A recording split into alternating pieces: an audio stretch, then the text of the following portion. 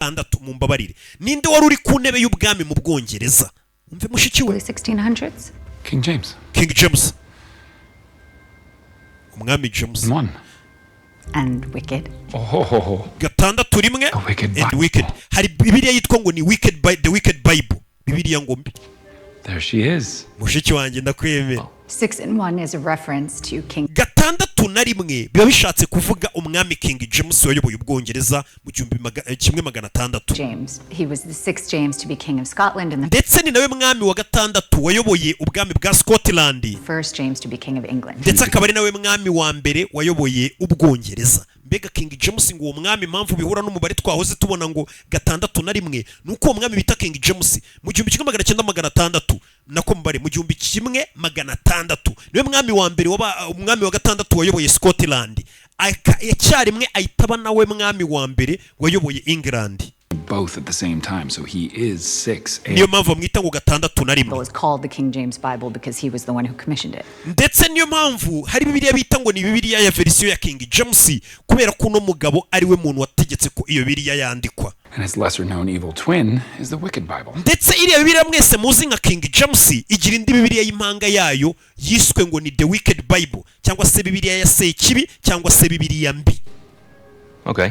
Okay. Iyo bibiliya ntayo narinzi. Mu mwaka w'igihumbi kimwe magana atandatu mirongo itatu na rimwe banditse bibiliya ku itegeko ry'umwami King James yaravuze ngo musore bibiliya. Basohoye bibiliya isohoka harimo amakosa.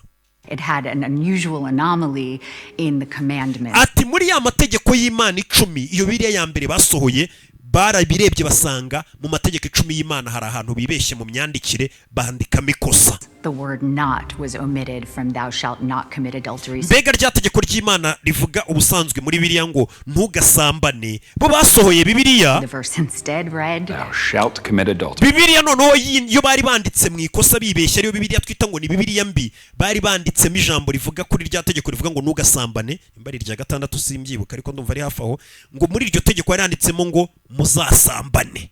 Uri kumva iyo bibiliya ariko bibiliya ya mbere King James ngo yategetse ko isohoka mu 1631 iyo bibiliya ya mbere babanje guprintinga yari irimo ikosa ku itegeko ribuza abantu ngo ntimuzasambane bo ari biyandikiyemo ahubwo ngo muzasambane.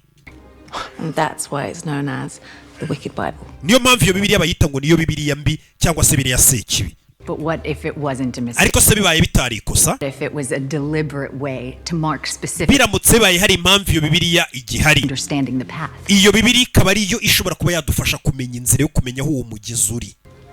Sometimes it's painfully obvious that we're rimwe na rimwe birambabaza kuba bigaragara ko tuvukana wa mukobwa we kuko twese dufite ubwenge mvuga ukuntu gitangiye kumwipanga hakazi. Well, most of them are destroyed. iyo bibiliya turayikora izo bibiliya zose barazirimbuye izo ngizo zari zirimo amakosa situzi nimba hari isigaye.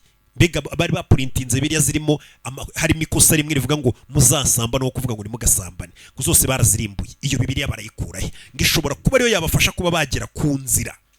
not all destroyed. ntabwo ari zose zarimbuwe. I think I might know where one is. ndakeka nzahana iyo bibiliya y'ikosa imwe iri.